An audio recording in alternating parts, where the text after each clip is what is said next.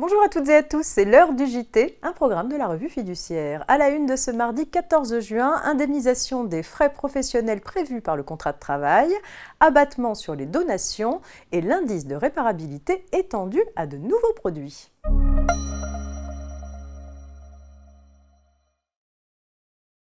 Et on ouvre cette édition avec une petite histoire d'indemnisation des frais professionnels. Une salariée, embauchée comme VRP exclusif, réclamait des sommes au titre de remboursement de frais professionnels qu'elle estimait ne pas avoir perçus. Elle invoquait une disposition de son contrat de travail qui prévoyait une indemnisation forfaitaire pour l'ensemble des frais engagés dans le cadre de son activité. De son côté, l'employeur soutenait que ces frais de déplacement avaient été couverts par des primes logistiques mentionnées sur les bulletins de paye.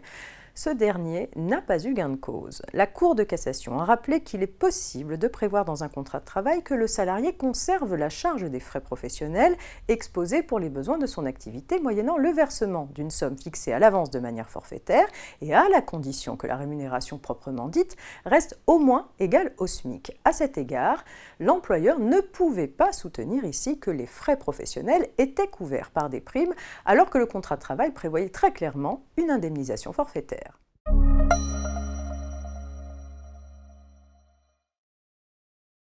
Pour le calcul des droits de donation, un abattement personnel est appliqué selon le lien de parenté entre le donateur et le bénéficiaire, par exemple 100 000 € entre parents et enfants.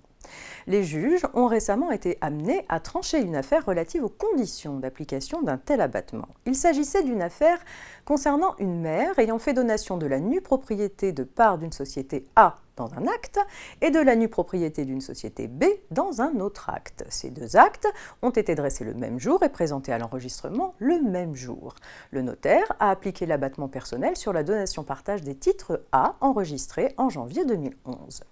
Le fisc a contesté, estimant que l'abattement devait être appliqué sur la donation-partage des titres B, car celle-ci avait été enregistrée avant, soit en décembre 2010. Les juges ont estimé que l'abattement personnel doit être pratiqué sur le premier acte dressé par le notaire.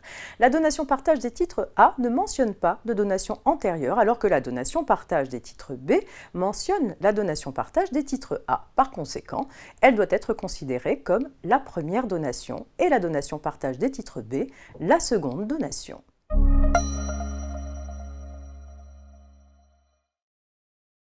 Depuis le 1er janvier 2021, un indice de réparabilité doit être affiché sur certains produits électroniques et électriques proposés à la vente en magasin.